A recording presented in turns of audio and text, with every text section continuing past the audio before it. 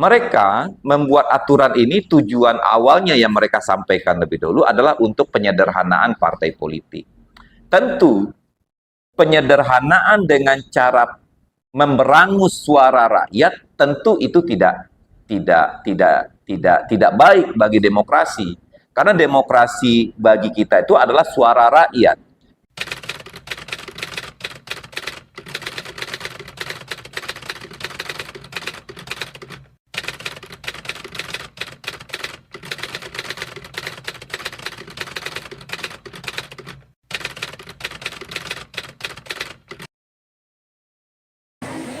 Hey, I'm gonna be, I'm gone. I don't know what gonna be. Hey, I'm gonna be, I'm gone. I don't know what gonna be. Never keep it, go on, no gonna be, oh, you got no more away.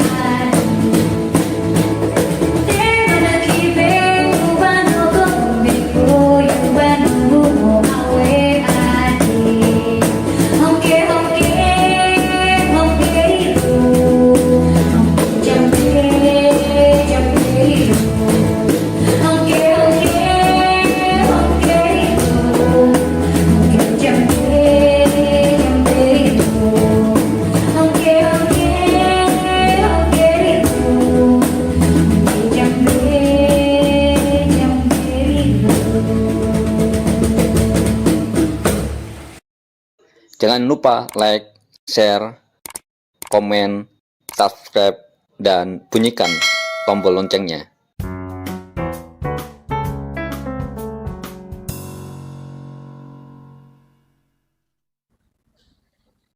Ya, 98 itu ada beberapa poin tuntutan ya yang diusung oleh gerakan mahasiswa, gerakan rakyat pada tahun 98. Seperti yang saya bilang tadi, ada pencabutan 5 paket undang-undang politik, ada pencabutan duifungsi ABRI, lalu pemberantasan korupsi, kolusi, dan nepotisme. Itu paling tidak yang menjadi poin utama di dalam tuntutan. Nah, lalu bagaimana setelah reformasi terkait 3 tuntutan itu? Kalau seandainya kita lihat misalnya terkait pencabutan 5 paket undang-undang politik, itu bisa dinikmati oleh rakyat pada hari ini, di mana mulai ada kebebasan untuk mendirikan partai politik. Kalau dulu kita cuma hanya mengenal 2 partai politik dan 1 golongan, kalau sekarang setelah reformasi, itu pada waktu itu kontestasi pemilu tahun 99 itu ada 48 partai politik. Itu hasil buah dari reformasi. Nah, tapi belakangan untuk pendirian partai politik melalui Undang-Undang Partai Politik dan Undang-Undang KPU, hari ini semakin dipersulit kembali. Jadi ruang untuk mendirikan partai politik itu semakin hari semakin dipersulit. Kenyataannya pada hari ini. Yang kedua, terkait pencabutan duifungsi ABRI. Kita sekarang sudah tidak melihat lagi adanya fraksi ABRI di DPR. Yang dulu mereka mendapatkan kursi cuma 100 kursi, kalau sekarang kan sudah tidak ada. Tapi aktivitas teritorial, Kodam, Kodim, Koramil yang menurut kita pada waktu itu juga harus dibubarkan karena ini bagian dari fungsi sosial politik ABRI, hari ini masih ada hingga hari ini. Lalu terkait tentang korupsi, kolusi, nepotisme gitu ya, itu hari ini justru malah semakin marak, semakin masif. Kita dipertontonkan setiap hari tentang bagaimana pejabat, entah itu DPR, menteri, dirjen, gubernur, bupati, wali kota di berbagai macam wilayah itu tersangkut atau terlibat kasus korupsi. Nah, korupsi menjadi satu momok di masa Orde Baru. Hari ini justru malah semakin hari semakin marak, justru malah kita dikejutkan dengan berbagai berita terkait tentang kerugian negara akibat korupsi yang hingga mencapai ratusan triliun. Tentu suatu hal yang sangat bertolak belakang dari apa yang dicita-citakan semasa reformasi dahulu. Nah, kalau seandainya kita melihat dalam hal misalnya kebebasan di dalam berorganisasi, kita melihat ada di buruh saja misalnya mulai ada kebebasan berorganisasi, ada Undang-Undang 21. Tapi di dalam prakteknya, pelanggaran terhadap kebebasan berkumpul dan berserikat itu juga masih terus terjadi. Kebebasan di dalam berpendapat atau mengkritik itu sekarang juga terancam dengan adanya pasal-pasal karet yang biasa digunakan untuk meredam orang-orang yang kritis terhadap kekuasaan. Nah, jadi apa yang kita cita-citakan waktu reformasi, poin-poin yang saya sampaikan tadi, hari ini sebenarnya belum terwujud secara sempurna. Ada memang perubahan tapi itu tidak bisa dianggap sudah selesai apa yang menjadi agenda perjuangan. Nah, disitulah sebenarnya posisi kita pada hari ini, bagaimana terus untuk membuka ruang demokrasi, mempertahankan demokrasi untuk terus berjuang, bagaimana menuntaskan hal-hal yang tidak terselesaikan hingga hari ini. Saya contohkan satu hal ya, problem yang utama yang ada pada hari ini, kita dari 11 unsur yang terlibat di dalam proses pembangunan Partai Buruh pada hari ini, itu merasakan betul bagaimana undang-undang partai politik dan undang-undang pemilu didesain sedemikian rupa untuk menghambat lahirnya kekuatan politik dari gerakan rakyat. Anda bisa bayangkan, kita bisa bayangkan bagaimana beratnya, dan kita sudah merasakan bagaimana beratnya membangun struktur partai sebagai satu persyaratan untuk partai politik.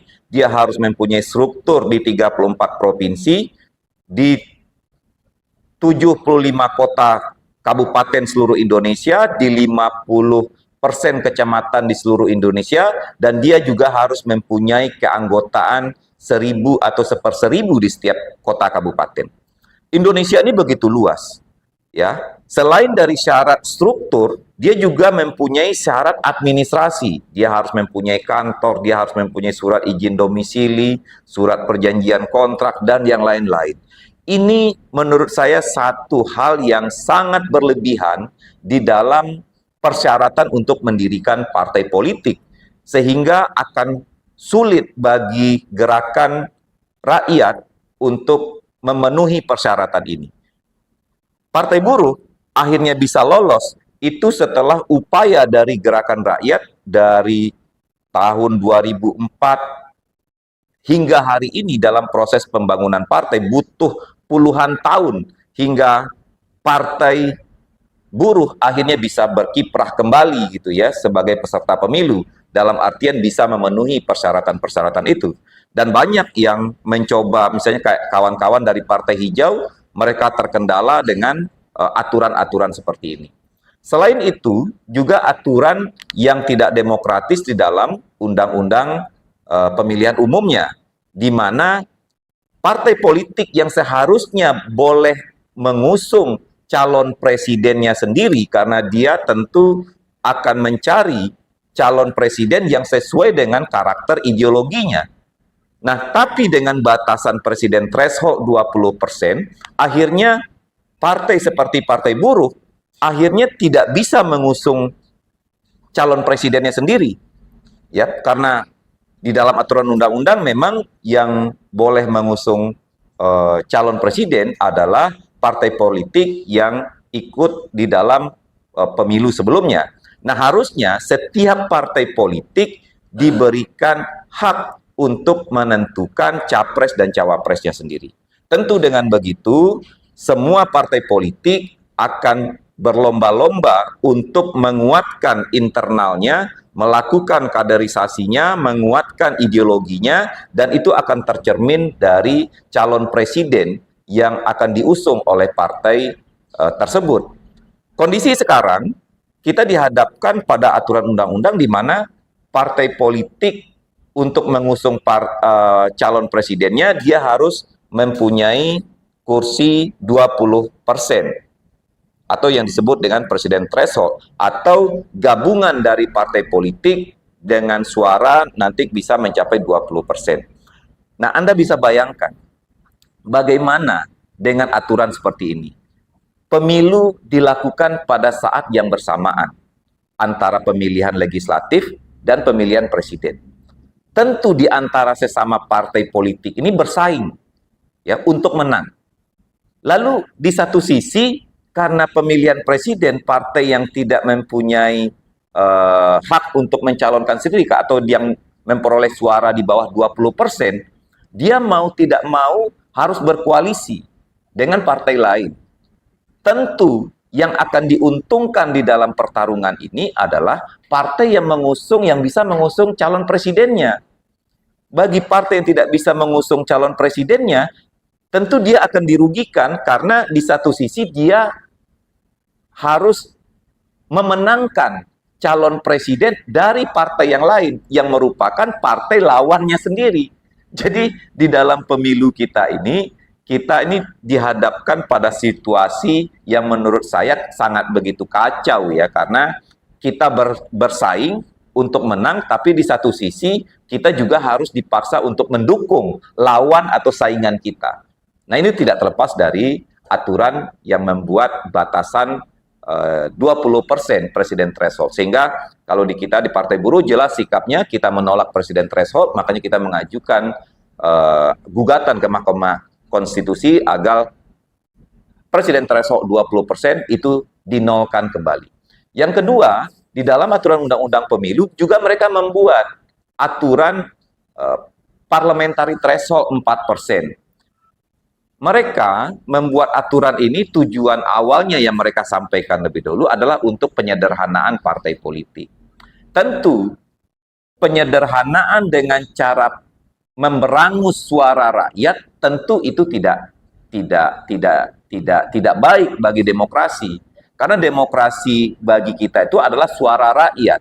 Nah, sekarang kita bisa bayangkan rakyat yang sudah memilih wakilnya, sudah memilih partainya, mendapatkan kursi atau mendapatkan suara hingga 5 juta suara, sehingga dia bisa meraih misalnya 15 kursi di parlemen, di DPR RI.